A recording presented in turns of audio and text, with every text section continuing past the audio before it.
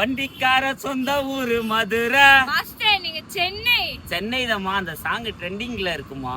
ஆஹா, அதான் நாங்க ஆடி இருக்கோம். வீடியோ வரப்போது பார்த்து எப்படி இருக்குன்னு சொல்லுங்க. வண்டிக்கார சொந்த ஊரு மதுரை, இந்த வண்டிக்கார சொந்த ஊரு மதுரை. சண்டித்தனம் செய்ய